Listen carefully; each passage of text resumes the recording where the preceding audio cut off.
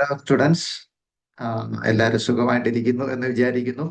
ഇപ്പോൾ August 7th അപ്ഡേറ്റിനെ കുറിച്ചാണല്ലോ നമ്മൾ എല്ലാവരും ഇങ്ങനെ ചർച്ച ചെയ്തുകൊണ്ടിരിക്കുന്നത്. എന്തായിരിക്കും ഇത്ര ഭീകരമായ മാറ്റങ്ങൾ വരുന്നതെന്നൊക്കെ നമ്മളിങ്ങനെ പേടിച്ചാകപ്പാടെ പാനിക്കായിട്ടിരിക്കുകയാണ്. അപ്പോൾ ഓഗസ്റ്റ് 7th എക്സാമിന് ശേഷം നമുക്ക് കൂടുതലായിട്ട് ഒരു എക്സാമിന്റെ ശരിക്കുള്ള സംഭവം എന്താണെന്ന് നമുക്ക് മനസ്സിലാവത്തുള്ളൂ. പക്ഷെ എന്നാലും ഒഫീഷ്യലായിട്ട് അവർ കുറെ കാര്യങ്ങളൊക്കെ പറഞ്ഞിട്ടുണ്ട്. അതിൻ്റെ അകത്ത് നിന്ന് തന്നെ നമുക്ക് കുറെ അപ്ഡേറ്റുകൾ കിട്ടുന്നുണ്ട്. നമുക്കത് മനസ്സിലാക്കാവുന്നേ ഉള്ളൂ. ഈ പാനിക്കാവുന്ന പോലെ ഒന്നുമില്ല. കാലാകാലങ്ങളിലായിട്ട് അവർ അപ്ഡേറ്റുകൾ കൊണ്ടുവരാറുണ്ട്. അതിന്റെ ഭാഗമായിട്ടുള്ള ഒരു സംഭവമാണ്. എന്നാൽ സ്കോറിംഗ് പാറ്റേണിലും അല്ലെങ്കിൽ സ്കോർ ഡിസ്ട്രിബ്യൂഷനിലും ഒക്കെ അവര് അത്യാവശ്യം കാര്യമായ മാറ്റങ്ങൾ വരുത്തിയിട്ടുണ്ട്. അപ്പൊ നമ്മൾ അതൊന്ന് ശ്രദ്ധിച്ച് അതിനനുസരിച്ച് പഠിക്കണം. അടിസ്ഥാനപരമായി നമ്മൾ ഇംഗ്ലീഷ് അറിഞ്ഞാൽ പാസ്സാവാൻ പറ്റുന്ന ഒരു എക്സാം ആണ് PT. അതിൻ്റെ അകത്ത് നമുക്ക് അഭിപ്രായ വ്യത്യാസമൊന്നും ഇല്ലല്ലോ, അത് അങ്ങനെ തന്നെയാണ്. അപ്പൊ ഒരുപാട് സമയം കളഞ്ഞ് നിങ്ങളെ ഞാൻ മുഷിപ്പിക്കുന്നില്ല. കാര്യത്തിലോട്ട് കടന്ന് അതിന്റെ പ്രധാനപ്പെട്ട കാര്യങ്ങൾ മാത്രം പറഞ്ഞ് ഒരു 10-15 മിനിറ്റിനുള്ളിൽ തന്നെ ഈ വീഡിയോ അവസാനിപ്പിക്കാമെന്നാണ് ചിന്തിക്കുന്നത്. അതായത് PT-യുടെ ഒഫീഷ്യൽ സ്കോർ ഗൈഡ് ഉണ്ട്. ഓരോ സെക്ഷനിൽ അവരെന്തൊക്കെ മാറ്റങ്ങളാണ് വരുത്തിയിരിക്കുന്നത്, എത്ര ക്വസ്റ്റ്യൻസ് കാണും, അതിന്റെ പ്രധാനപ്പെട്ട കണ്ടന്റിൽ എന്തെങ്കിലും മാറ്റങ്ങൾ വന്നിട്ടുണ്ടെങ്കിൽ അക്കാര്യങ്ങൾ നമ്മൾ ഇനി ഇമ്പോർട്ടൻ്റ് ആയിട്ട് ഫോക്കസ് കൊടുത്ത് പഠിക്കേണ്ട സെക്ഷനുകൾ ഏതൊക്കെയാണ് എന്നൊക്കെയുള്ള ഒരു ഒഫീഷ്യൽ ഗൈഡ് വന്നിട്ടുണ്ട്. അപ്പൊ അതിനെക്കുറിച്ചാണ് ഞാൻ സംസാരിക്കാനായിട്ട് ഉദ്ദേശിക്കുന്നത്. പ്രധാനപ്പെട്ട കാര്യങ്ങൾ പറഞ്ഞ് നമുക്ക് കാര്യങ്ങൾ അവസാനിപ്പിക്കാം. അടുത്ത ദിവസങ്ങളിൽ ഇനി എക്സ്പെക്ടഡ് ക്വസ്റ്റ്യൻസും പ്രഡിക്റ്റഡ് ക്വസ്റ്റ്യൻസും ഒക്കെ ഡിസ്കസ് ചെയ്യണമെന്ന് ഞാനിങ്ങനെ ചിന്തിക്കുന്നുണ്ട്. അപ്പൊ അത് അടുത്ത ദിവസങ്ങളിൽ ചെയ്യാം. അപ്പൊ നമുക്ക് കാര്യത്തിലോട്ട് കിടക്കാം. അതിനു മുമ്പ് ഈ PT സ്റ്റോറീസിന്റെ യൂട്യൂബ് ചാനൽ സബ്സ്ക്രൈബ് ചെയ്യാത്ത ആരെങ്കിലും ഉണ്ടെങ്കിൽ തീർച്ചയായിട്ടും ചെയ്യുക. പിന്നെ ഈ കണ്ടന്റുകളൊക്കെ നിങ്ങൾക്ക് വളരെ യൂസ്ഫുൾ ആവുന്ന കാര്യങ്ങളാണ് ഞാൻ പറയുന്നത്. അപ്പൊ അതുകൊണ്ട് തന്നെ നിങ്ങളുടെ PT പഠിക്കുന്ന ഫ്രണ്ട്സ് ഒക്കെ ഉണ്ടെങ്കിൽ തീർച്ചയായിട്ടും നിങ്ങൾ അയച്ചു കൊടുക്കുക. അവർക്ക് യൂസ്ഫുൾ ആയിട്ട് വരും. നമ്മൾ ഇൻസ്റ്റഗ്രാമിൽ മാത്രം ഫോക്കസ് ചെയ്തിരുന്നത് കൊണ്ട് യൂട്യൂബിലധികം ഫോക്കസ് ചെയ്ത് വീഡിയോകൾ ചെയ്യാനും അതുകൊണ്ട് ഒന്നും സാധിച്ചില്ല. അതുകൊണ്ട് തന്നെ സബ്സ്ക്രൈബേഴ്സ് കുറവാണ്. അപ്പോൾ അല്ലാതെ യൂട്യൂബിൽ സബ്സ്ക്രൈബേഴ്സ് കൂടി നമുക്ക് മോണറ്റൈസ് ചെയ്യാൻ അങ്ങനെയുള്ള യാതൊരു ചിന്തയില്ല. കൂടുതൽ കുട്ടികളിലേക്ക് എത്തണം എന്ന് മാത്രമേ നമ്മൾ ആഗ്രഹിക്കുന്നുള്ളൂ. ഓക്കെ, നമുക്കിനി കണ്ടന്റിലോട്ട് കിടക്കാം. ഒരുപാട് പാചകടിച്ച സമയങ്ങളായിട്ട്. ഓക്കെ, അപ്പം ഞാൻ ആ സ്ക്രീൻ ഒന്ന് ഷെയർ ചെയ്യാമേ. Second. Yeah. Scope. Okay. I hope you can see. നിങ്ങൾക്ക് കാണാൻ സാധിക്കുമെന്ന് ഞാൻ വിചാരിക്കുന്നു. നമുക്ക് ഓരോ സെക്ഷൻ വൈസ് ആയിട്ടുള്ള അല്ലെങ്കിൽ നോക്കാം. പിന്നെ ഓരോ ക്വസ്റ്റ്യൻസിന്റെ എങ്ങനെയാണ് അതിന്റെ കാര്യങ്ങൾ നമ്മൾ നോക്കിയേക്കാം. അപ്പൊ റീഡ് അലൗഡ് എന്ന് പറയുന്നത് നമ്മൾ ഈ നിമിഷം വരെയും, അതായത് നമ്മൾ ഈ വീഡിയോ എടുക്കുന്ന നിമിഷം വരെയും ഇമ്പോർട്ടന്റ് ആയിട്ട് നമ്മൾ കണ്ടിട്ട് പഠിച്ചിട്ടുള്ള ഒരു സംഭവമാണ് റീഡ് അലൗഡ് എന്ന് പറയുന്നത്. കാരണം റീഡ് അലൗഡിന്റെ മാർക്ക് റീഡിങ്ങിനും സ്പീക്കിങ്ങിനും കോൺട്രിബ്യൂട്ട് ചെയ്യുന്നത് കൊണ്ട് നമ്മൾ അതിനെ വളരെ ഇമ്പോർട്ടന്റ് ആയിട്ട് കണ്ടിരുന്നു.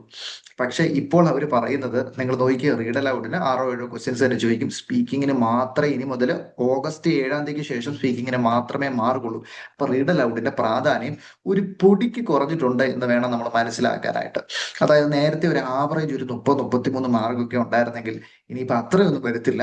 സ്പീക്കിങ്ങിന്റെ അകത്തൊരു 8-10 അല്ലെ 12 മാർക്ക് അല്ലെ ഒരു 15 റേഞ്ചിലൊക്കെ മാർക്ക് കോൺട്രിബ്യൂട്ട് ചെയ്യത്തക്ക നിലയിലായിരിക്കും ഇനി റീഡ് അലൗഡിന്റെ എന്ന് പറഞ്ഞ് നിങ്ങൾ ഇതിനെ പ്രാക്ടീസ് കൂടാതെ ഇനി അത്ര ഇമ്പോർട്ടന്റ് അല്ലല്ലോ എന്ന് വിചാരിച്ചൊന്നും നിങ്ങൾ ചിന്തിക്കരുത്. ഇപ്പൊ 8 മാർക്ക് ഉള്ളെന്നിരിക്കട്ടെ, ആ 8 മാർക്ക് നിങ്ങൾ വെറുതെ കിട്ടും. നിങ്ങളത് വൃത്തിക്ക് പറഞ്ഞാലല്ലേ കിട്ടത്തുള്ളൂ. ആ മാർക്ക് കളയേണ്ട കാര്യം എന്താണ്? ഞാൻ എപ്പോഴും നേരത്തെ ആണെങ്കിലും പറയുന്ന ഒരു കാര്യമാണ്, നമ്മൾ ഫുൾ മാർക്ക് മേടിക്കാൻ പറ്റുന്ന എക്സാം സെഷനുകളുണ്ട് PT-യിൽ. ഫുൾ മാർക്ക് മേടിക്കാൻ പറ്റുന്ന എക്സാം ക്വസ്റ്റ്യൻസ് ഉണ്ട്. അതിലൊരെണ്ണമാണ് റീഡ് അലൗഡ്. നിങ്ങൾ അതിനകത്ത് ഫുൾ മാർക്ക് മേടിച്ചാൽ എന്താ കുഴപ്പം? അത് വൃത്തിക്കൊന്ന് വായിക്കണം, ഭംഗിയായിട്ട് വായിക്കണം. നിങ്ങൾ അതിനകത്ത് ഫുൾ മാർക്ക് മേടിക്കണം. അതേസമയം വേറെ ചില ക്വസ്റ്റ്യൻസ് വരുമ്പോൾ ഞാൻ പറയും, മക്കളെ ഇതിൻ്റെ അകത്ത് ഫുൾ മാർക്ക് മേടിക്കാതെ പറ്റത്തില്ല, പാതിയെങ്കിലും നിങ്ങൾ മേടിച്ചേക്കണേ എന്ന് ഞാൻ പറയും. മനസ്സിലാവും. അപ്പൊ റീഡ് അലൗഡ് ഫുൾ മാർക്ക് മേടിക്കാൻ പറ്റുന്നത് ഇനി 8 മാർക്കേ ഉള്ളൂ, 10 മാർക്കേ ഉള്ളൂ എങ്കിൽ അത്രയും മേടിക്കുക. പിന്നെ 8, 10, 12 ഒക്കെയുള്ള ഒരു അനൌദ്യോഗികമായിട്ടുള്ള ഇൻഫർമേഷൻ ആകട്ടെ. അതൊന്നും ഇപ്പൊ നമ്മൾ പല ഇൻസ്റ്റിറ്റ്യൂട്ടുകളാണെങ്കിലും പല യൂട്യൂബ് ചാനലുകളൊക്കെ ആണെങ്കിൽ ഇങ്ങനെ സ്കോർ വൈസ് മാർക്ക് കാണത്തില്ല. 25 മാർക്ക്, 10 മാർക്ക്, 25 മാർക്ക്, അതൊക്കെ ഒരു ആവറേജ് കണക്കെടുത്തവർ പറയുന്നതാണ് കേട്ടോ. അതൊന്നും ഒരു ഒഫീഷ്യൽ പിയേഴ്സിന്റെ മാർക്കൊന്നും അല്ല. അതിപ്പോ എനിക്ക് വേണമെങ്കിൽ ഒരെണ്ണം ഉണ്ടാക്കിയിട്ട് പറയാൻ പറ്റും. അത് അങ്ങനെ നമുക്കൊരു ഐഡിയ കിട്ടും കേട്ടോ, ഏതിനാണ് പ്രാധാന്യം കൊടുക്കേണ്ടതെന്നൊരു ഐഡിയ കിട്ടും അങ്ങനെ മാർക്ക് കാണുമ്പോൾ. അല്ലാതെ അതൊരു ഒഫീഷ്യൽ മാർക്കൊന്നും അല്ല. അതൊക്കെ അവരൊരു സ്വന്തമായിട്ട് ഉണ്ടാക്കി പറയുന്നതുകൊണ്ട് തെറ്റുണ്ടെന്ന് ഞാൻ പറയുന്നില്ല. പക്ഷെ അത് ഒഫീഷ്യൽ ആയിട്ടൊരു മാർക്കല്ല. ഓക്കെ. അപ്പം റീഡ് ലൗഡ് എന്ന് പറയുന്നത് ഇനി സ്പീക്കിങ്ങിനായിരിക്കും. അപ്പം നേരത്തെ ഉണ്ടായിരുന്ന ആ ഒരു അമിത പ്രാധാന്യം അമിത പ്രാധാന്യം കുറഞ്ഞു. ഇനി അത്രയും പ്രാധാന്യം ഇല്ല, എങ്കിലും ഉഴപ്പരുത്, വൃത്തിക്ക് ഇത് പറഞ്ഞോണം. ഇനി അതിൻ്റെ അകത്ത് കണ്ടന്റിന്റെ അകത്ത് പറയുന്ന ഒരു ഡിസ്ക്രിപ്ഷൻ നിങ്ങളൊന്ന് വായിച്ചേ. അതാണ് അതിന്റെ ഒരു അവിടാണ് കളി കിടക്കുന്നത്. Each replacement, omission or insertion of A word will be counted as one error.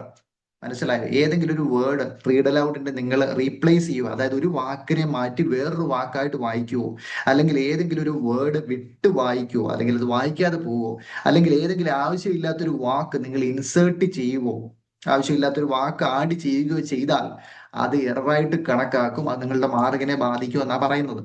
മനസ്സിലായോ? അപ്പൊ അത് അവര് മാർക്ക് കളയാൻ ഉദ്ദേശിച്ച് വെച്ചിരിക്കുന്ന സംഭവമല്ലേ. നമ്മൾ ഉപയോഗിച്ചുകൊണ്ടിരുന്ന പല ടെക്നിക്കുകളുണ്ടല്ലോ, ഈ വൺ ലൈൻ സ്ട്രാറ്റജി, അത് ഇതെന്നൊക്കെ പറഞ്ഞ് ആ തമാശകളൊന്നും ഇനി അത്രയും വർക്കൗട്ട് ആവണമെന്നില്ല എന്നുള്ളതാണ് അവിടെ പറഞ്ഞു വെച്ചിരിക്കുന്നത്. ഞാൻ പണ്ട് ഒന്നും പ്രോത്സാഹിപ്പിക്കാറില്ലായിരുന്നു ഈ വൺ ലൈൻ സ്ട്രാറ്റജി ഒക്കെ, കേട്ടോ. അതൊക്കെ എനിക്കതൊരു തമാശയായിട്ടാണ് തോന്നിയിട്ടുള്ളത്. പക്ഷെ പിള്ളേരെ അതൊക്കെ പോയി ചെയ്ത് മാർക്കൊക്കെ മേടിച്ചിട്ടുണ്ടെന്നൊക്കെ ക്ലെയിം ഉണ്ട്. എനിവേ, ഞാൻ പണ്ടും അത് പ്രോത്സാഹിപ്പിക്കാറില്ലായിരുന്നു. വൃത്തിക്ക് അത് വായിച്ചു വിടുക എന്നുള്ളത് അതിന്റെ അത് വലിയ കാര്യം എന്നുള്ളതായിട്ട് തോന്നിയിട്ടില്ല. ഓക്കെ. അപ്പോൾ റീഡ് അലൗഡ് അങ്ങനെയാണ്, അതിന്റെ കാര്യങ്ങൾ അവർ പറയുന്നുണ്ട്. പിന്നെ അതാണ് കണ്ടന്റിന്റെ കാര്യം. പ്രൊനൗൺസിയേഷൻ വൃത്തിക്ക് ഉച്ചാരണ ശുദ്ധിയോടെ പറയുക, പോട്ടെ. അത് ഓറൽ ഫ്ലുവൻസി വിൽക്കാതെ അത് പറയുക എന്നുള്ളതേ ഉള്ളൂ. ഇനി റിപ്പീറ്റ് സെനൻസ് നോക്കിയാൽ ലിസണിങ്ങിലും സ്പീക്കിങ്ങിനും തന്നെയാണ് അതിന്റെ മാർക്ക്. അതിന്റെ അകത്ത് വ്യത്യാസമൊന്നുമില്ല. 10-12 ചോദ്യങ്ങളോളം വരാം. പക്ഷെ അതിന്റെ കണ്ടന്റിന്റെ അകത്ത് ഡിസ്ക്രിപ്ഷൻ, അതാണ് നമുക്കൊരു പണി. എന്താണ് സംഭവം എന്നുള്ളത് ഞാൻ പറഞ്ഞില്ല, എക്സാമിന് പോയി കഴിയുമ്പോഴായിരിക്കും നമുക്ക് അതിന്റെ ഒരു ഐഡിയ കിട്ടുന്നത്. Errors, replacements, omissions and insertions only. അവരത് എടുത്തു പറയുക. അതാണ് എനിക്ക് ഒരു കൺഫ്യൂഷൻ ആയിട്ടിരിക്കുന്നത്. Hesitations, filled or unfilled pauses, leading or trailing material are ignored in the scoring of content. നേരത്തെ ഇങ്ങനെ ശബ്ദം ഇടറുകയോ വിക്കലും പതർച്ചയൊക്കെ ഉണ്ടായി കഴിഞ്ഞാൽ അതൊക്കെ മാർക്ക് പോകുന്ന ഒരു സംഭവമായിരുന്നു. പിന്നെ അവർ പറയുന്ന ഹെസിറ്റേഷൻസും അൺഫിൽഡ് പോസസും അല്ലെങ്കിൽ ഫിൽഡ് പോസസും ഒന്നും സ്കോറിനെ ബാധിക്കത്തില്ല എന്ന് ആർ ഇഗ്നോർഡ് എന്നാണ് അവർ പറയുന്നത്. അവർ പറയുന്നത് റീപ്ലേസ്മെന്റ്, ഒമിഷനും ഇൻസേർഷനും അതാണ് മാർക്ക് പോവാൻ, അതാണ് അവർ എററായിട്ട് കാണുന്നത്. മറ്റേത് കാണുന്നില്ല എന്നാണ് പറയുന്നത്. അത് എത്രത്തോളം പ്രായോഗികമാണെന്ന് എനിക്ക് സത്യം പറഞ്ഞാൽ സംശയമുണ്ട്. കാരണം നമ്മൾ വിൽക്കുകയോ പതറുകയോ നമ്മളൊന്ന് പോസ് ചെയ്യുകയോ ചെയ്ത് കഴിഞ്ഞാൽ സോഫ്റ്റ്വെയർ അല്ലെങ്കിൽ AI അത് പെട്ടെന്ന് ഡിറ്റക്ട് ചെയ്യും. അത് പെട്ടെന്ന് ഡിറ്റക്ട് ചെയ്ത് സാധാരണ മാർക്ക് പോകും. പിന്നെ അതിൻ്റെ അകത്ത് അവരെന്താണ് മാറ്റം അവർ ഉദ്ദേശിക്കുന്നത് എന്നുള്ളതാണ് നമുക്ക് അതിൻ്റെ അകത്ത് ഇനി കണ്ടറിയേണ്ട ചില കാര്യങ്ങൾ. വിക്കലും പതർച്ചയില്ലാതെ ഫ്ലുവൻ്റ് ആയിട്ട് പറയണമെന്ന് നമ്മൾ പഠിപ്പിക്കുന്നത്. പക്ഷേ എനിവേ, ഇപ്പൊ ഒഫീഷ്യലായിട്ട് പറയുന്നതിനനുസരിച്ച് മുന്നോട്ട് പോകാനേ നമുക്ക് പറ്റത്തുള്ളൂ. ഒഫീഷ്യലായിട്ട് അവരെന്ത് പറയുന്നു അതനുസരിച്ച് മുന്നോട്ട് പോകാനേ നമുക്ക് പറ്റത്തുള്ളൂ. എങ്കിലും ഞാൻ ഒരിക്കലും എന്റെ സ്റ്റുഡൻസിനെ നിങ്ങൾ വിൽക്കുകയോ പതറിക്കോ ഹെസിറ്റേഷൻസ് ഉണ്ടാക്കിക്കോ എന്നൊന്നും ഞാൻ പറയത്തില്ല. പിന്നെ ഉള്ള മാർക്കും കൂടെ പോയിട്ട് പിന്നെ ഇൻ കേസ് മാർക്ക് പോയി കഴിഞ്ഞാൽ അത് പിന്നെ പണിയാണല്ലോ. ഒരിക്കലും വിൽക്കാതെ പതറാതെ പറയുന്നത് തന്നെയാണ് നല്ലത്. അപ്പൊ അതൊക്കെ നമ്മൾ ശ്രദ്ധിക്കേണ്ട കാര്യമാണ്. റീപ്ലേസ്മെന്റ്, ഒമിഷൻ, ഇൻസർഷൻസ് പാടില്ല എന്നുള്ളതാണ്. ഓക്കെ. അവർ ഔദ്യോഗികമായിട്ട് പറയുന്ന കാര്യം ലിസണിങ്ങിനും സ്പീക്കിങ്ങിനുമാണ് അതിന്റെ മാർക്ക് പോകുന്നത്. പ്രൊഫിഷ്യൻസി, പ്രൊനൗൺസിയേഷൻ, ഓറൽ ഫ്ലുവൻസി, അത് വേണം. 10-12 ചോദ്യങ്ങൾ ചോദിക്കാം. ചിലപ്പോൾ 7-8 ചോദിക്കത്തുള്ളൂ. 10 വരെയൊക്കെ വരാം. ഓക്കെ. ഡിസ്ക്രൈബ് ഇമേജിൽ 5-6 ക്വസ്റ്റ്യൻ ഉണ്ട്. സ്പീക്കിങ്ങിന് പഴയ പോലെ തന്നെ, വലിയ വ്യത്യാസമൊന്നും അതിൻ്റെ അകത്തില്ല. The response describes the image fully. ഏറ്റവും കണ്ടന്റിന് മാർക്ക് കൂടുതൽ കിട്ടണമെങ്കിലത്തെ കാര്യം പറഞ്ഞത്. കണ്ടന്റിന് നേരത്തെ ഇതിനൊക്കെ 5 മാർക്കൊക്കെ ഉള്ളായിരുന്നു കേട്ടോ. ഇപ്പൊ അത് 6 ആക്കിയിട്ടുണ്ട്. അതായത് കണ്ടന്റിന് അവർ പ്രാധാന്യം കൂട്ടിയിട്ടുണ്ടെന്നാണ് അതിന്റെ അർത്ഥം. അത് എല്ലാത്തിനും കണ്ടന്റിന് മാർക്ക് കൂട്ടിയിട്ടുണ്ട്. അവർ SIക്ക് ഒക്കെ മാർക്ക് കൂട്ടിയിട്ടുണ്ട്. കണ്ടന്റ്. ഇനി പഴയ തമാശകളൊന്നും അത്ര അങ്ങോട്ട് വർക്ക് ആവില്ല എന്നുള്ളതാണ്. പക്ഷെ അതിന് എന്തെങ്കിലും ട്രിക്സ്, ടിപ്സും ഒക്കെ നമ്മുടെ ഉണ്ടല്ലോ, കുഴപ്പമില്ല. നമ്മുടെ പിള്ളേർക്കൊക്കെ അത് നമ്മൾ പറഞ്ഞു കൊടുക്കുന്നുണ്ട്. അത് പ്രശ്നമില്ല, അവർക്ക് സ്കോർ കിട്ടിക്കോളും. Okay. The response describes the image fully and accurately and expands on the relationship between features of the image to provide a nuanced interpretation. A variety of expressions and vocabulary are used appropriately and with ease and precision throughout the response. A listener could build a complete mental picture of the image from the response. ആ ഒരു point ഭയങ്കര important ആട്ടോ. ഞാനത് വായിച്ചു നോക്കിയപ്പോ തന്നെ ശ്രദ്ധിച്ചൊരു കാര്യമാണ്. A listener could build a complete mental picture of the image from the response. ഇനി ഈ ഇമേജ് കാണാത്ത ഒരാളാണെങ്കിൽ പോലും നിങ്ങളുടെ റെസ്പോൺസ് കേൾക്കുമ്പോൾ അവന് മെന്റലി ഇതാണ് ഇമേജ് എന്ന് അവന് ഊഹിച്ചെടുക്കാൻ പറ്റണം, അവനെ ഗസ് ചെയ്തെടുക്കാൻ പറ്റണം എന്നാണ് ആ കണ്ടന്റിന്റെ ഏറ്റവും ടോപ്പ് ലെവൽ മാർക്കിൽ നിന്ന് അവർ ഉദ്ദേശിക്കുന്നത്. മനസ്സിലായോ? നിങ്ങൾ പറയുന്നത് കേൾക്കുമ്പോൾ ആ ലിസണർക്ക് മനസ്സിലാവണം ഏറ്റവും, അതായത് ഇതാണ് ഇമേജ് എന്ന് നിങ്ങൾ പറയുന്നതിൽ നിന്ന് അവർക്ക് മനസ്സിലാവണം. അതാണ് ഡിസ്ക്രൈബ് ഇമേജ്. കുഴപ്പമില്ല. അതിന് വലിയ വ്യത്യാസമൊന്നും അവർ പറയുന്നില്ല. പണ്ടത്തെ പോലെയൊക്കെ തന്നെ നമുക്ക് ഹൈ പോയിന്റ് ലോ പോയിന്റ് ഒക്കെ പറഞ്ഞാൽ നല്ല അടിപൊളിയായിട്ട് നമുക്ക് പറയാൻ പറ്റും. അതൊന്നും കുഴപ്പമൊന്നുമില്ല. അതിൻ്റെ അകത്ത് പാനിക് ആവേണ്ട കാര്യമില്ല. ഡിസ്ക്രൈബ് ഇമേജ് അങ്ങനെ തന്നെ. ഇനി റീറ്റെൽ ലെക്ചറിൽ അങ്ങനെ വ്യത്യാസങ്ങളൊന്നും പറയുന്നില്ല. കണ്ടന്റിന്റെ മാർക്ക് കൂടിയിട്ടുണ്ട്. ലിസണിങ് ആൻഡ് സ്പീക്കിങ്ങിലാണ് റീറ്റെൽ ലെക്ചർ.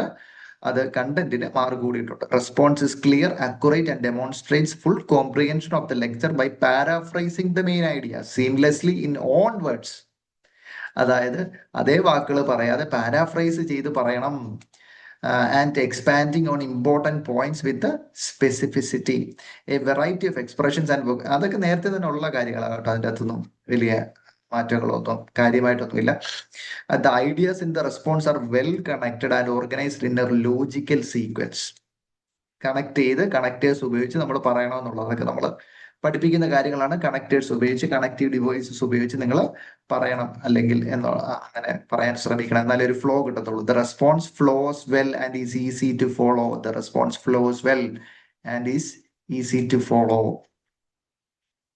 അതായത് ഒരു ഫ്ലോയിൽ സ്മൂത്ത് ആയിട്ട് പറയണം എന്നുള്ളതാണ്. ഓക്കെ, റീറ്റൽ ലെക്ചറിന്റെ കഴിഞ്ഞാൽ okay retell lecture and pronunciation oral fluency പോട്ടെ. ഇനി ആൻസർ ഷോർട്ട് ക്വസ്റ്റ്യൻ. മനെ ആൻസർ ഷോർട്ട് ക്വസ്റ്റ്യൻ എന്ന് പറയുന്നത് നേരത്തെ അത്ര ഇമ്പോർട്ടന്റ് അല്ലാത്തൊരു കാര്യമായിരുന്നു. പക്ഷെ ഇനി മുതൽ ആ പരിപാടി നടക്കുമെന്ന് ഞാൻ ചിന്തിക്കുന്നില്ല. കാരണം ലിസണിങ്ങിലോട്ട് അത് മാറ്റി. ആൻസർ ഷോർട്ട് ക്വസ്റ്റ്യൻ എന്ന് പറയുന്ന സ്പീക്കിങ്ങിനൊക്കെ മാത്രമായിട്ട് ഒതുങ്ങിയിരുന്ന ഒരു സെക്ഷൻ ഇപ്പൊ ലിസണിങ്ങിലേക്ക് മാറ്റി. പക്ഷെ എന്തിനാണ് ഇവരിങ്ങനെ ചെയ്യുന്നതെന്ന് എനിക്ക് മനസ്സിലായി. അതിനോട് സത്യം പറയാമല്ലോ. അത് ഇനി പി ടി എയുടെ ഒക്കെ എന്തെങ്കിലും ഒഫീഷ്യൽ ട്രെയിനിങ് വരുമ്പോൾ ഞാൻ അത് ചോദിക്കണം എന്ന് തിരിച്ചിരിക്കുക. എടാ, ലിസണിങ്ങിനുള്ള സെക്ഷൻ ലിസണിങ്ങിൽ ഇട്ടാൽ പോലെ എന്തിനാണ് ഇവർ സ്പീക്കിങ്ങിൻ്റെ അകത്ത് കൊണ്ടിടുന്നത്?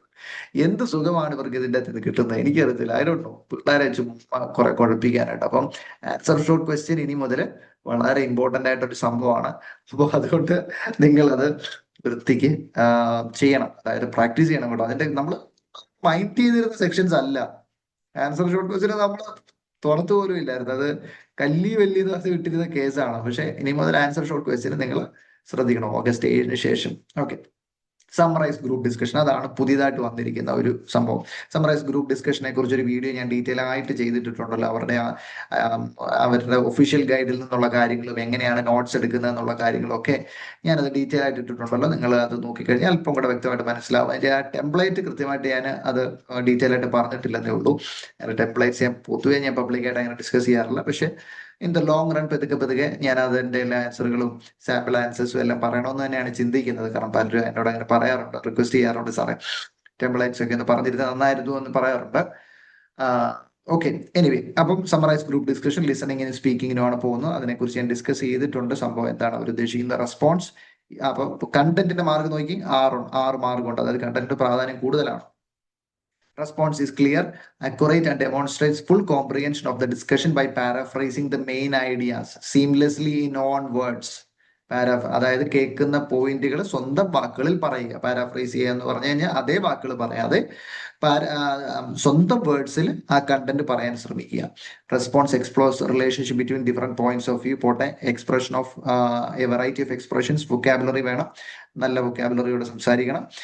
The ideas in the response are well connected and organized in a sequence. അതായത് സീക്വൻസ് ചെയ്ത് വെൽ കണക്റ്റഡ് ആയിട്ട് the first speaker, then the second speaker, the third speaker also agrees with it അല്ലെങ്കിൽ disagrees with it എന്നൊക്കെ പറഞ്ഞു. അതിനെക്കുറിച്ച് ഞാൻ പറഞ്ഞിട്ടുണ്ട് ആ വീഡിയോയ്ക്ക് കേട്ടോ. സമ്മറൈസ് ഗ്രൂപ്പ് ഡിസ്കഷന്റെ താല്പര്യമുള്ളവർ നോക്കിയേക്കണേ. അത് നിങ്ങൾക്ക് ഉപകാരപ്പെടും. ഒരുപാട് നീളമുള്ള ഒരു വീഡിയോ ഒന്നും അല്ല, ഒരു 10-15 മിനിറ്റ് ഒക്കെ നിങ്ങൾക്ക് അത് പ്രയോജനപ്പെടും കേട്ടോ. ഇനി അടുത്തത് content summarise pronunciation oral fluency. Fluent ആയിട്ട് നിങ്ങൾ സംസാരിക്കണം.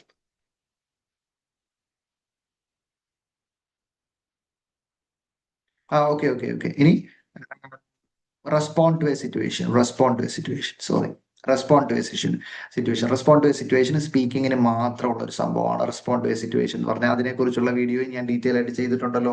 ഒഫീഷ്യൽ ഗൈഡിൽ നിന്ന് അവർ തന്ന ആ സ്കോർ ഗൈഡിൽ നിന്ന് തന്നെ അതിന്റെ സാമ്പിൾസും അതിന്റെ ടിപ്സും ഡൂസ് ആൻഡ് ഡോൺസും എല്ലാം ഞാൻ ഡീറ്റെയിൽ ആയിട്ട് പറഞ്ഞിട്ടുണ്ട്. നിങ്ങൾ അത് നോക്കിയാൽ മനസ്സിലാക്കും. റെസ്പോണ്ട് സിറ്റുവേഷനെ കുറിച്ച് എനിക്ക് വലിയ അങ്ങനെ ഒന്നും തോന്നിയില്ല. അത് ഒഫീഷ്യൽ അപ്ഡേറ്റ് വന്നെന്ന് പറഞ്ഞപ്പോഴും എനിക്ക് അങ്ങനെ വലിയ സംഭവം തോന്നിയില്ല. കാരണം respond to situation already PT കോറിനകത്ത് നമ്മൾ സ്ഥിരമായിട്ട് പഠിപ്പിച്ചുകൊണ്ടിരുന്ന സംഭവമാണ്. അതിൻ്റെ അകത്ത് പുതിയ കാര്യം ഒന്നുമില്ല, പ്രത്യേകിച്ചൊന്നുമില്ല. പഴയ കാര്യങ്ങളൊക്കെ വെച്ച് തന്നെ നമുക്ക് പഠിപ്പിക്കാനായിട്ട് പറ്റും. പുതിയതായിട്ടൊന്നും വന്നതായിട്ട് എനിക്ക് തോന്നുന്നില്ല. Respond to a situation. പക്ഷെ സ്പീക്കിങ്ങിനാണ് മാർക്ക്. 2 3 ക്വസ്റ്റ്യൻസ് ചോദിക്കും.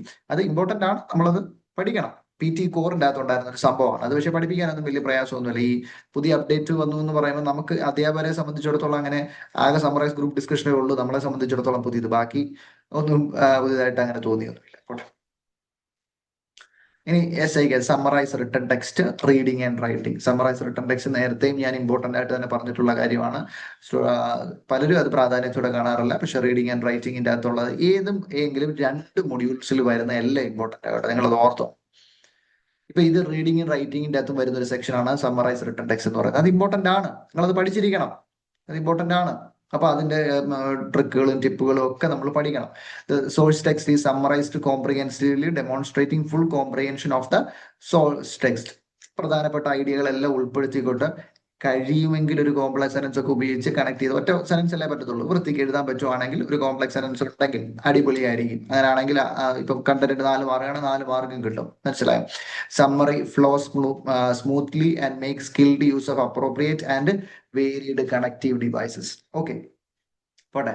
അപ്പൊ കണക്റ്റീവ്സ് ഒക്കെ ഉപയോഗിച്ച് ചെയ്യാന്നുള്ളത് മെയിൻ ഐഡിയാസ് എല്ലാം ഐഡന്റിഫൈ ചെയ്ത് കണക്ട് ചെയ്ത് എഴുതുക. ഞാൻ പറയുന്ന ഒരു കോംപ്ലക്സ് സെനൻസ് ആണ്, അടിപൊളിയായിരിക്കും, സുന്ദരമായിട്ട് മാർക്ക് കിട്ടും. അപ്പൊ അത് അത്രേ ഉള്ളൂ. അത് നമുക്ക് ഈസി ആയിട്ട് ചെയ്യാൻ. സമ്മറൈസ് റിട്ടൺ ടെക്സ്റ്റ് ഒക്കെ ഉള്ള നേരത്തെ തൊട്ടുള്ള പരിപാടിയല്ലേ. Form is written in 1 single complete sentence. ഒറ്റ സെനൻസ് എഴുതണം, എന്നാലേ ആ ഫോമിനുള്ള മാർക്ക് കിട്ടത്തുള്ളൂ. ഇനി grammar has correct grammatical structure. നല്ല ഗ്രാമാറ്റിക്കൽ സ്ട്രക്ചർ വേണം. അതാ ഞാൻ പറഞ്ഞു, ഒരു കോംപ്ലക്സ് സെനൻസ് ഉണ്ടെങ്കിൽ അടിപൊളിയായിരിക്കും. എപ്പോഴും പ്രാക്ടിക്കൽ ആവണമെന്നില്ല, എങ്കിലും വന്നാൽ അടിപൊളിയായിരിക്കും, ഫുൾ മാർക്ക് കിട്ടും. സിൻസോയോ ഓൾദോ ഈവൻതോ ഒക്കെ ഒന്ന് ഉപയോഗിച്ചാൽ മതി. അതാണ് ഈ കോംപ്ലക്സ് സെനൻസ്. അല്ല വലിയ കോംപ്ലക്സ് എന്ന് കയറുമ്പോൾ പേടിക്കേണ്ട കാര്യമില്ല. ഓൾദോ ഈവൻതോ സിൻസ് ഇതൊക്കെ ഉള്ളൂ. വൈൽ ഉപയോഗിച്ചൊരു സെനൻസ് ആണെങ്കിൽ അടിപൊളി, അത്രേ ഉള്ളൂ. Vocabulary has appropriate choice of words. നല്ല വൊക്കാബുലറി ഉപയോഗിച്ച് കണ്ടന്റിന്റെ അകത്ത് പ്രയോജനപ്പെടുന്ന രീതിയിൽ എഴുതുക എന്നുള്ളത്. എസ്ഐയുടെ ഒക്കെ മാർക്ക് ഇനി ക്രമാതീതമായിട്ട് കൂടുമെന്ന് എനിക്ക് തോന്നുന്നത് കേട്ടോ. ഭയങ്കരമായിട്ട് കൂടും. പഴയ തരികിടൊന്നും നടക്കത്തില്ല. ഇപ്പൊ ടെംപ്ലേറ്റ് തന്നെ ഉപയോഗിക്കാം, പക്ഷെ കണ്ടന്റ് കൂടുതൽ ഉപയോഗിക്കാൻ പറ്റുന്ന. ഇപ്പൊ നമ്മൾ PT സ്റ്റോറീസിൽ കൊടുക്കുന്ന ഒരു ടെംപ്ലേറ്റ് ഒക്കെ ഉണ്ട്, അതൊക്കെ തന്നെ ചെറിയ മാറ്റങ്ങളോടൊക്കെ തന്നെ ചെയ്യാവുന്നുള്ളൂ. അതിൻ്റെ അകത്ത് അങ്ങനെ ഭയങ്കര വ്യത്യാസമൊന്നും പറയാനൊന്നുമില്ല. അത് ചെയ്യാവുന്നുള്ളൂ. പക്ഷെ മാർക്ക് എന്തായാലും അവന്മാർ കൂട്ടിയിട്ടുണ്ട്. കണ്ടന്റിന് 6 മാർക്ക്. അതായത് എസ്ഐയുടെ പ്രാധാന്യം കൂടുക. പഴയ ഒരു തരികിടയും ഓടണമെന്നില്ല, ടെംപ്ലേറ്റ് തന്നെ, പക്ഷെ കണ്ടന്റ് കൂടുതൽ ഉൾപ്പെടുത്തി എഴുതണം. This S A fully addresses the prompt in depth, demonstrating full command of the argument. പോട്ടെ. ഇനി the argument is supported convincingly with subsidiary points and relevant examples. Examples വേണം. എക്സാമ്പിൾസ് ഉൾപ്പെടുത്തി തന്നെ എഴുതണം. പണ്ട് ഞാൻ IELTS ഒക്കെ പഠിപ്പിക്കുമ്പോഴാണെങ്കിൽ അത് ഭയങ്കര എക്സാമ്പിൾസ് അത് പഠിക്കാൻ തന്നെ ഉണ്ട്. എക്സാമ്പിൾസ് എങ്ങനെ എഴുതണം എന്നുള്ളത് അത് തന്നെ പഠിക്കാൻ സംഭവം ഉണ്ട്. എക്സാമ്പിൾ എങ്ങനെ എഴുതണം എന്നുള്ളത് ചുമ്മാ നിങ്ങൾ അല്ലാതെ ഞാൻ പറഞ്ഞില്ല, അങ്ങനെ നല്ല രീതിയിൽ ഫോം ചെയ്തിട്ടുള്ള ടെംപ്ലേറ്റ് ഉപയോഗിക്കണം. അങ്ങനെ ഉപയോഗിച്ച് കഴിഞ്ഞാൽ എളുപ്പത്തിൽ പണി നടക്കും. ഇല്ലെങ്കിൽ മാർക്കിനെ അത് ബാധിക്കും. എസ്സേ എഴുതുമ്പോൾ, സമ്മറൈസ് റിട്ടൺ ടെക്സ്റ്റ് എഴുതുമ്പോൾ പിള്ളേർക്ക് മെജോറിറ്റി എങ്ങനെ മാർക്ക് പോകുന്നതെന്ന് അറിയൂ. സ്പെല്ലിങ് തെറ്റി. ഒന്നാമത് ടൈപ്പിംഗ് സ്കിൽ എല്ലാവർക്കും ഒരേപോലെ ഇല്ല. ഞാൻ പറഞ്ഞില്ല, കഥ പറഞ്ഞു കഴിഞ്ഞാൽ ഞാൻ അത് അടുത്ത ഏതെങ്കിലും ഒരു ടോപ്പിക്ക് പറയുമ്പോൾ ഞാനത് പറയാം. എസ്സേയുടെ ഒക്കെ ഇനി വീഡിയോ ചെയ്യുമ്പോൾ ഞാനത് ചെയ്യാം. ഈ വീഡിയോയുടെ ദൈർഘ്യം കൂടി കഴിഞ്ഞാൽ നിങ്ങൾക്ക് മുഷിപ്പായിട്ട് വരും. അതുകൊണ്ട് ഞാൻ അതിലോട്ട് കടക്കുന്നില്ല. അതൊക്കെ സ്പെല്ലിംഗ് മിസ്റ്റേക്കുകളിലൊക്കെ അത് സ്റ്റുഡൻസിന്റെ എക്സ്പീരിയൻസ് ഒക്കെ വെച്ച് എത്ര എനിക്ക് പറയാനുണ്ടെന്നറിയോ. അതൊക്കെ 1 മണിക്കൂർ കഥ പോകും. അത് വേണ്ട, പോട്ടെ. അപ്പം എസ്സേയുടെ കാര്യം എത്ര ഉള്ളൂ. Writing content essay does not. Okay, length is between 200 and 300 words. 200-നും 300-നും വേർഡ്സിന് ഇടയ്ക്ക് എഴുതണം. അതിൽ താഴെ പോയി കഴിഞ്ഞാൽ മാർക്ക് കുറയും. ഡെവലപ്മെന്റ് സ്ട്രക്ചർ എന്താണ്? Effective logical structure, flow smoothly. ഇതെല്ലാം വളരെ ഇമ്പോർട്ടന്റ് ആയിട്ടുള്ള കാര്യമാണ്. കണക്റ്റീവ് ഡിവൈസസ്, നല്ല കണക്റ്റീവ് ഡിവൈസസ് ഉപയോഗിച്ച് കണക്ട് ചെയ്യണം. മനസ്സിലായി? ഐഡിയാസ് തമ്മിൽ അതിന് കൊഹിഷൻ ആൻഡ് കൊഹിറൻസ് എന്നൊരു സംഭവമുണ്ട്. കൊഹിഷൻ ആൻഡ് കൊഹിറൻസ് മനസ്സിലായി? എസ്സേകൾ തമ്മിൽ കൊഹിഷൻ ആൻഡ് കൊഹിറൻസ് നിർബന്ധമായിട്ടും വേണ്ട സംഭവമാണ്. അതൊക്കെ വെച്ചുകൊണ്ട് ഒരു നല്ലൊരു സംഭവം ചെയ്താണല്ലോ, നല്ല സൂപ്പർ മാർക്ക് കിട്ടും. ഓക്കെ, പോട്ടെ. അപ്പോ കാര്യത്തിലോട്ട് കിടക്കട്ടെ. അടുത്ത എസ്സേ കഴിഞ്ഞു. ഇനി റീഡിങ്ങിന്റെ ഫിൽ ഇൻ ദ ബ്ലാങ്ക്സിന്റെ ഒരു വലിയ മാറ്റം വരുത്തിയത് എന്താണ്? Reading and writing fill in the blanks എന്നുള്ള ഇനി റീഡിങ്ങിന് മാത്രമേ ഉള്ളൂ. റൈറ്റിങ്ങിലോട്ട് അത് മാർക്ക് പോകുന്നില്ല എന്നുള്ളത് ഒരു ആശ്വാസകരമായ ഒരു കാര്യം തന്നെയാണ്. പിന്നെ അവർ വലിയ മാറ്റം വരുത്തി, പേര് മാറ്റിയെന്ന്. അതില് പണ്ട് ആരാണ്ട് പറഞ്ഞ പോലെ ഏതോ ഒരു ഇതിന്റെ അകത്ത് പറയാം, ഒരു കോമഡി സിനിമയ്ക്കകത്ത് അങ്ങോട്ട് പറയാം, അപ്പുറത്തെ മറുകെടുത്ത് ഇപ്പുറത്തെ വെച്ചെന്ന് പറഞ്ഞ പോലെ ഒരു മാറ്റമേ ഉള്ളൂ. ഇതൊക്കെയാണ് ഇവർ വലിയ ഭീകരമായ മാറ്റം എന്ന് പറയാം. ഫിൽ ഇൻ ദ ബ്ലാങ്ക്സിന്റെ reading and writing fill in the blanks എന്നുള്ളതിന്റെ പേര് ഞങ്ങൾ മാറ്റി, ഡ്രോപ്പ് ഡൗൺ ആക്കി. അതിന് എന്താ വേണമെന്ന് വലിയ ആനക്കാര്യം പോലെ പറയുക. PTE ഒഫീഷ്യലുകാരെ കൈ കിട്ടട്ടെ. അതായത് എന്തുവാ നിങ്ങൾ ഈ കാണിച്ചു, എന്തോ ഇത് വലിയ ആനക്കാരി പോലെ പറയുന്നതെന്ന് ചോദിക്കണം എന്ന് വിചാരിച്ചിരിക്കും. അതുകൊണ്ട് വലിയ ആനക്കാരി പോലെ പറയും. എന്തോ drop reading and writing fill in the ബ്ലാങ്ക്സിന്റെ പേര് ഞങ്ങൾ മാറ്റി ഡ്രോപ്പ് ഡൗൺ ആക്കി. അതിനെന്താ വേണമെന്ന് പോട്ടെ. പിന്നെ പ്രധാനപ്പെട്ട ഒരു മാറ്റം എന്ന് പറയുന്നത് എന്തുവാ, റീഡിംഗ് ആൻഡ് റൈറ്റിംഗ് എന്ന് മാർഗം ഉണ്ടായിരുന്നു, ഇനി റീഡിംഗിൽ മാത്രമേ ഉള്ളൂ. അത് സത്യത്തിൽ ആശ്വാസകരമായ ഒരു കാര്യമാണ്. അപ്പൊ മറ്റ് സെക്ഷൻസിൽ അത് മാർക്ക് പോകുന്നുണ്ട്. ഓക്കെ. എനിവേ, മൾട്ടിപ്പിൾ ചോയ്സിന്റെ അതുപോലെ തന്നെയാണ്. മൾട്ടിപ്പിൾ ചോയ്സ് മൾട്ടിപ്പിൾ ആൻസർ, ഓരോ കറക്റ്റ് ആൻസർ ഒരു മാർക്ക്, തെറ്റിക്കഴിഞ്ഞാൽ മൈനസ് മാർക്ക് ഉണ്ട്. റീ ഓർഡർ പാരഗ്രാഫിന് ഈച്ച് പെയറിന് ഓരോ മാർക്ക് വെച്ച്. Fill in the blanks, drag and drop, അത് അതുപോലെ തന്നെ 4-5 ക്വസ്റ്റ്യൻസ് ചോദിക്കും. അതും റീഡിങ്ങിന് മാത്രം. Okay. Multiple choice single answer same, അതിന് മാറ്റമൊന്നുമില്ല. പോട്ടെ. ഇനി എന്താണ് summarise spoken test? Summarise spoken ടെസ്റ്റിനൊന്നും അവർ പ്രത്യേകിച്ച് മാറ്റമൊന്നും പറയുന്നില്ല. ലിസണിങ് ആൻഡ് റൈറ്റിംഗിൽ മാർക്ക് പോകുന്നു. വൃത്തിക്ക് അത് ഭംഗിയായിട്ട് കൈകാര്യം ചെയ്യണം എന്നുള്ളത് മാത്രമേ ഉള്ളൂ. പാരാഫ്രൈസ് ചെയ്ത് ക്ലിയർ കമ്മ്യൂണിക്കേഷൻ പറയണം. Summary flow smoothly and make skilled use of appropriate and very connective devices. നല്ല കണക്റ്റീവ് ഡിവൈസസ്, കണക്ടേഴ്സ് ഉപയോഗിച്ചത് ഞാൻ എൻ്റെ ഇൻസ്റ്റാഗ്രാം ഷോർട്ട് വീഡിയോസിലൊക്കെ സ്ഥിരം പറയുന്നതാണ്. കണക്ടേഴ്സ് ഉപയോഗിക്കണം, കണക്റ്റീവ്സ് ഉപയോഗിക്കണം. അങ്ങനെയാണ് മാർക്ക് കിട്ടത്തുള്ളൂ. സമറൈസ് സ്പോക്കൺ ടെസ്റ്റിലൊന്നും നിങ്ങൾ സ്പെല്ലിംഗ് മിസ്റ്റേക്ക് വരുത്തല്ലേ, പ്രത്യേക കൈകാര്യം ചെയ്യണം. പോട്ടെ. സമറൈസ് സ്പോക്കൺ ടെസ്റ്റിന്റെ അത്രേ ഉള്ളൂ. ഗ്രാമർ കറക്റ്റ് ആണെങ്കിലും, correct grammar structures contain 50 to 70 words, അതൊക്കെ കറക്റ്റ് ആയിരിക്കണം. 50 to 70 words. Okay. Summarise spoken test. അത് കഴിഞ്ഞ് വൊക്കാബുലറി, നല്ല വൊക്കാബുലറി ആണ്. Correct spelling, appropriate choice of words. നിങ്ങൾ ഒരു സ്പെല്ലിംഗ് മിസ്റ്റേക്ക് വരുത്തി നോക്കുക, എന്തോ മാർക്ക് വ്യത്യാസം വരും എന്ന് പറയും, ഭയങ്കരമായിട്ട് മാർക്ക് പറയും. ഇനി ലിസണിങ്ങിലോട്ട് പോവാം. Okay. Multiple choice multiple answer as usual, മാറ്റങ്ങളില്ല. Fill in the blanks type ചെയ്യുന്ന ഫിൽ ഇൻ ദ ബ്ലാങ്ക്സ് ആണ് ലിസണിങ്ങിന്റെ ആണ് ആസ് യൂഷ്വൽ. വലിയ മാറ്റങ്ങളില്ല. Highlight correct summary. Listening and reading മാറ്റമില്ല. അത് പക്ഷേ ഇമ്പോർട്ടന്റ് ആണ്. അമിത പ്രാധാന്യം എന്ന് ഞാൻ പറയുന്നില്ല, എങ്കിലും ലിസണിങ് ആൻഡ് റീഡിങ് 2 കുടികളിൽ പോകുന്ന മാർക്ക് പോകുന്ന എല്ലാം ഇമ്പോർട്ടന്റ് ആയിട്ട് നിങ്ങൾ കണക്കാക്കി പഠിക്കാൻ ശ്രമിക്കുക. ഇനി select missing word, multiple choice single answer, അതെല്ലാം സെയിം തന്നെ, മാറ്റുന്നില്ല. ഹൈലൈറ്റ് ഇൻകറക്റ്റ് വേർഡ് ഏറ്റവും ഇമ്പോർട്ടന്റ് ആയിട്ടുള്ള സെക്ഷൻസിലൊന്നാണ് കേട്ടോ.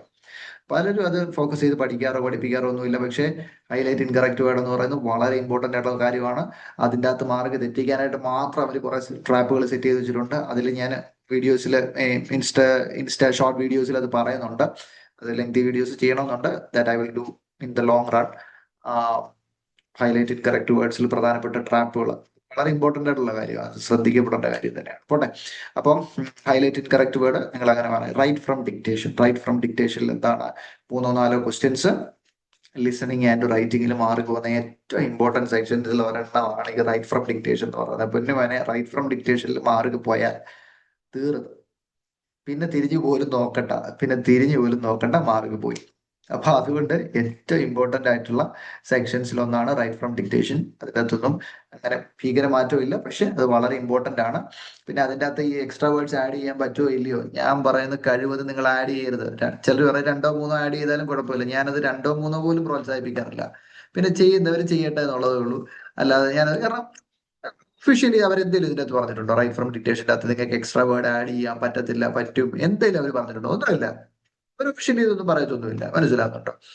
പോട്ടെ. അതിനെക്കുറിച്ച് റൈറ്റ് ഫ്രം ഡിക്റ്റേഷനിൽ എക്സ്ട്രാ വേർഡ്സ് ആഡ് ചെയ്യാമോ എന്നുള്ളതിന്റെ വീഡിയോ ഞാൻ ചെയ്തിട്ടുണ്ട്. നിങ്ങൾക്ക് സംശയമുള്ളവർക്ക് അത് നോക്കാം. ഇല്ല, ഈ കഥ ഇതിനകത്ത് പറഞ്ഞു കഴിഞ്ഞാൽ അതങ്ങ് നീണ്ട് അങ്ങ് പോകും.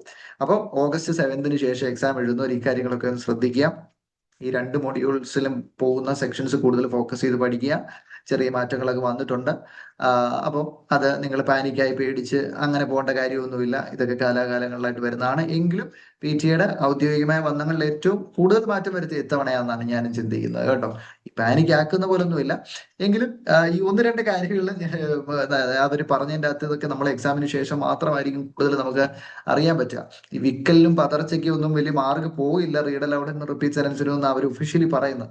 അതൊക്കെ ഇനി എക്സാമിന് ചെല്ലുമ്പോൾ അറിയാം. പക്ഷെ ഒരു കാരണവശാലും ഞാൻ പറഞ്ഞിട്ട് അത് അവർ പറയുന്നത് വിശ്വസിക്കരുത്. വിൽക്കാതെ പതറാതെ ഫ്ലുവൻ്റ് ആയിട്ട് തന്നെ പറയാൻ ശ്രമിക്കണം. ഒരിക്കലും എൻ്റെ പിള്ളേരോട് ഞാൻ പറയത്തില്ല നിങ്ങൾ അല്പം ഹെസിറ്റേഷൻ ഒക്കെ വരുത്തിക്കോ, ഇച്ചിരി വിക്കലും പതർച്ചയൊക്കെ വന്നോ, കുഴപ്പമൊന്നും ഇല്ല, അവർ പറഞ്ഞിട്ടുണ്ടല്ലോ എന്ന് പറഞ്ഞിട്ട് വല്ല കാര്യമുണ്ടോ? അവിടെ ചെന്ന് മാർക്ക് പോയി കഴിഞ്ഞ് കഴിഞ്ഞാൽ ആരോട് ചോദിക്കാനായത്? അവരേതാണ്ട് ഓസ്ട്രേലിയ അമേരിക്കയിലൊക്കെ ഇരിക്കുകയാണ്. അവരോട് മെസ്സേജ് അയച്ച് ചോദിച്ച് അതിന് റിപ്ലൈ ഒക്കെ വന്ന് വരുമ്പോഴത്തേക്ക് ലോകം അവസാനിക്കും. അതുകൊണ്ട് അതിൻ്റെ അകത്തൊന്നും കാര്യമില്ല. നിങ്ങൾ നേരത്തെ പഠിച്ചതിൽ നിന്ന് അഡീഷണൽ ആയിട്ടുള്ള കാര്യങ്ങൾ എന്തൊക്കെയാണോ അത് മാത്രം ഫോക്കസ് ചെയ്ത് പഠിക്കുക. എനിവേ, ഇതിന്റെ കുറച്ച് പ്രഡിക്ഷൻ ക്വസ്റ്റ്യൻസും അത് വളരെ ഇമ്പോർട്ടന്റ് ആയിട്ടുള്ള കുറച്ച് കാര്യങ്ങളൊക്കെ ഡിസ്കസ് ചെയ്യണമെന്ന് എനിക്കുണ്ട്. അത് തീർച്ചയായിട്ടും അടുത്ത ദിവസങ്ങളിൽ ഞാൻ ചെയ്യുന്നതായിരിക്കും. നിങ്ങൾ ആരെങ്കിലും PT-യിൽ ഒരു ഇൻഡിവിജ്വൽ ക്ലാസ്സോ ട്രെയിനിങ്ങോ ഒക്കെ ആവശ്യമുള്ളവരുണ്ടെങ്കിൽ തീർച്ചയായിട്ടും ഞങ്ങളെ കോൺടാക്ട് ചെയ്യുക. ഒരു ഇൻഡിവിജ്വൽ ട്രെയിനർ നിങ്ങളുടെ കൂടെ ഇരുന്ന് നിങ്ങളെ പഠിപ്പിക്കും. നിങ്ങൾക്ക് ഏറ്റവും ബെസ്റ്റ് സ്കോറുകൾ തന്നെ നേടിയെടുക്കാൻ നിങ്ങളെ സഹായിക്കും. ഞങ്ങളുടെ സ്കോറുകളൊക്കെ ഞങ്ങളുടെ പേജുകളിലൊക്കെ നോക്കിയാൽ നിങ്ങൾക്ക് കാണാം. 70 above, 75, 82, 90 ഔട്ട് ഓഫ് 90 ഒക്കെ ഞങ്ങളുടെ പിള്ളേർക്ക് കിട്ടുന്നുണ്ട്. അപ്പോൾ അതുകൊണ്ട് തീർച്ചയായിട്ടും ചെയ്യുക. പിന്നെ ഈ ചാനൽ ആരെങ്കിലും സബ്സ്ക്രൈബ് ചെയ്യാത്തവരുണ്ടെങ്കിൽ തീർച്ചയായിട്ടും ചെയ്യുക.